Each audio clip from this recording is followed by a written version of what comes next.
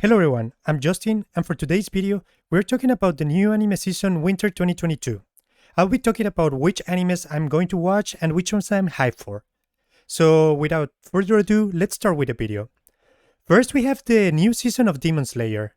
I don't know about you, but I already watched the first episode of this new season and I'm already hyped for it. It's so good, the animation quality is incredible, it's still looking amazing, and I can just say that it's looked to be one of the best animes of the season because, of course, it is one of the hypest shows ever made, and right now I think it's just like as high as it could be in hype. Next, we have the new season of Arifureta, which is if you don't know about, it is another harem isekai with, of course, a lot of girls. A guy who was betrayed by his whole school gets thrown away and then becomes really strong. If you are into trashy harem isekais, I'm sure you will love this one. I just don't expect too much from the plot because I think the plot wise it's okay, but then the animation doesn't live up to it. And then if you're just looking for some cute girls, this is perfect for you, but just don't expect too much. Next, we have the final part of the final season of Attack on Titan. I don't know about you, but for me, I am so hyped for this one. I already watched everything. I just can't wait for the ending to be just as good as I expect. I heard some people saying that the manga ending wasn't the best, but it was still good. So as long as it just don't trash the ending by, like, I don't know, killing everyone and just like doing whatever it wants, I think it would just be remembered as one of the best animes ever, and in the future it will really be remembered as a classic, just like Full Metal Alchemist. Then we have the Harem of the End. I already talked about this one. I don't know if you heard about this one, but last season it was supposed to come out, but then it was delayed because of some reasons about wanting to make the animation quality better, something like that. Which to me, it is perfect for me. Like, if you are going to delay something just to make it better, that is good for me. I prefer to be delayed one season rather than having a low quality one season before. I already mentioned that for me the first arc is really boring, but once it starts with the high schooler in the high school, it will be it will just go up from there. Then we have the second part of the realist hero.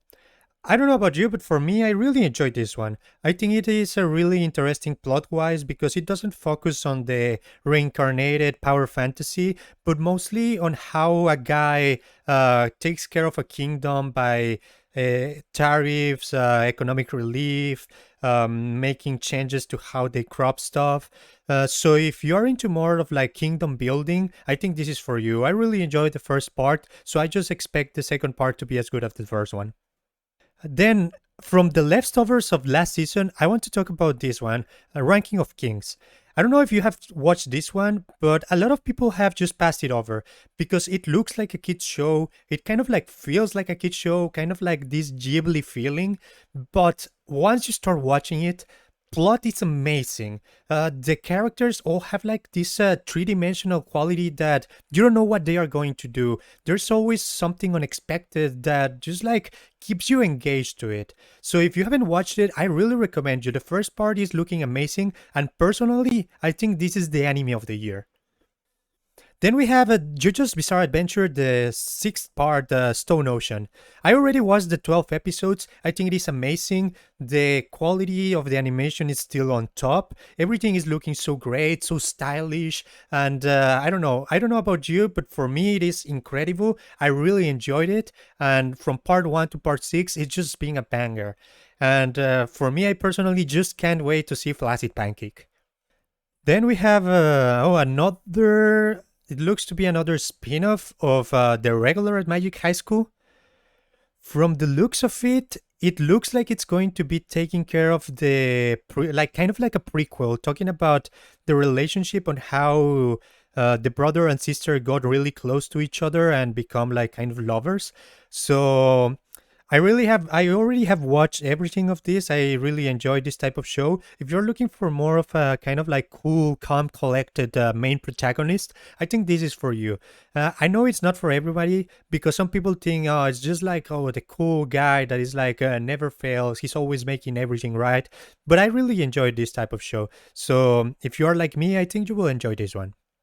Then, oof, finally, we have a new anime. Shikakumon no Saikyo Kenja. His strength limited by the magical crest which he was born. Matthias, the world's most powerful sage, decides reincarnation is necessary to become the strongest of all. Upon his rebirth, as a young boy, Matthias is thrilled to discover he's been born with the optimal crest for magical combat on his first try. Unfortunately, the world he's been born into has abysmally poor standards when it comes to magic, and everybody thinks he's marked for failure. Now it's up to Matthias to prove everyone's wrong, world's strongest sage style.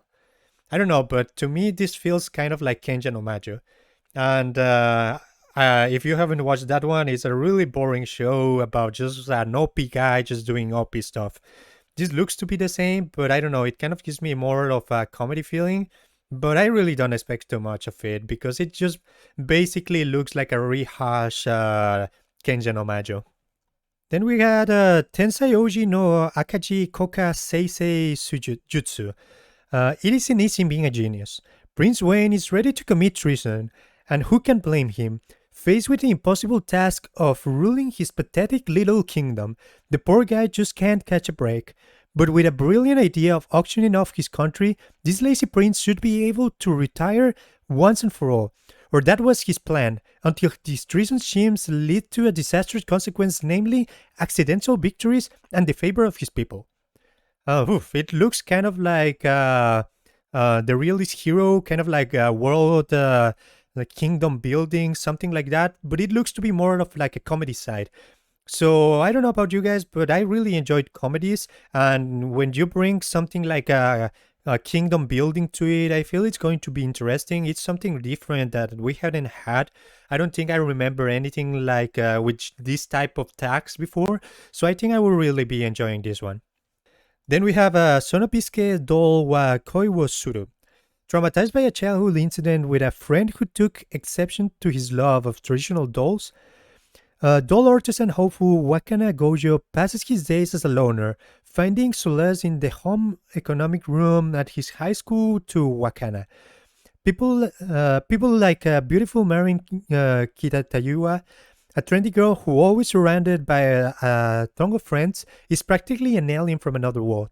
But when cheerful Marin, never one to be shy, spots Wakana sewing away one day after school, she barges in with an aiming of roping her quiet classmate into her secret hobby, cosplay. Will Wakana wounded heart be able to handle this invasion from his sexy alien? Romance, school, seinen, and slice of life. This looks to be kind of like the rom-com of the season, I guess. I've seen the trailer and I heard some good things about this one. So I think I will be watching it. I love my rom-coms, so I think this will be kind of like that for me because I don't see any other rom-com so far, which it's kind of weird because it's always one of those type of animes that we always get at least one or two each season. I really enjoy rom-coms, so I think this one will be mine for this season, and I think I will be watching that one. So then we have the second part of Vanitas. If you haven't watched this one, it's about a vampire that tries to help other vampires, something like that. I don't know about this one because personally I didn't really like it. I watched the first season, but personally it wasn't my thing. I know it was like 2 seasons ago, it was like really hyped as like one of the best of the season, but personally I don't know, I just don't enjoy this type of shows, especially because there's so many vampire animes, and I feel like this one just doesn't stand out among them. Then we have the second season of Princess Connect Red Dive. I really enjoyed the first season. I think this was really unexpected because I knew this was coming from a game and it was supposed to be kind of like a gacha game. So I thought it was just a quick cash grab to like promote their game and like their cute waifus to like kind of like make people buy their game. but I was really impressed. It had like this kind of comedy of Konosuba, which is one of the best isekai comedies ever made. This one doesn't go as far as being as good as that one, but it's still pretty good. So the first season was really good. The comedy side is like really good, but it takes itself a bit more seriously, than Konosuba, by having like kind of like a more serious plot. But it is still like funny at its core. So if you enjoy like funny isekais, I think this one is like one of that is must watch. Then we have Kenja no Deshi wo Nanoru Kenja. Going by the name Donbolf, he is known across as the land of the virtual world, but one night before bed, Kagami uses an in-game vanity case that was about to expire, opting to create his ideal version of a female Donbolf avatar for fun. Waking up, he's surprised to find that he's now in the body of the avatar he created the night before, and he'll have to work his way from the bottom up. So he's a young dude playing an old dude who is now playing a young girl who is still that old dude. Wait, what? That is kind of weird. That's like a really weird premise. It is a BR MMO, which is like kind of like it's being I think it's being a bit overused already with Kuma Kuma Bear, Overlord. I don't know, so much more than that. I don't think this one will stand out to me. It looks to be kind of like more in the comedy side, or like kind of a, I don't know, like slice of life, like Kuma Kuma Bear. But I don't know. I'm just not sold on this one. I think it will just try to be like a comedy about like BRMMOs, and I don't know. I just don't feel like I would be watching this one. Oof, then we have the third season of Teasing Master Takagi-san. If you haven't watched the first two seasons, it is just like the perfect rom-com about a girl that is teasing a guy, and the guy likes the girl, so he's also trying to tease her, but the girl always one-ups the guy, and they are like both in love with each other, but because this is like middle school, they are still like not sure about their feelings, so they are just like, oh, maybe I'm feeling something, I don't know. I watched the first two seasons. I think it's one of the best rom-coms that we had, and I really enjoy it. I think the third season will be as good as the first and the second season, but I do hope that they are going to wrap everything up by the end of this season, because I think at some point it will be a bit too repetitive, because I don't know how much more things you can do with this type of show, and I just think that it's better to end in a high note rather than just like keep doing seasons until it's not fun anymore. Then we have Leadale no Daichi Nite. After being put on a life support after a tragic accident, Keina Kagami only freedom comes from the BRMMO RPG Leadale. One day, her life support system shuts off and Keina passes away. When she wakes up, she finds herself in Leadale 200 years in the future, as the high elf Keina with lost skills but incredible stats. She must forgo relationships with her residents of the new world, which shockingly includes the children characters she designed herself. A leisure adventure tale is about to begin, featuring a girl transported in a game world and the smiles and tears she shares with her quirky companions.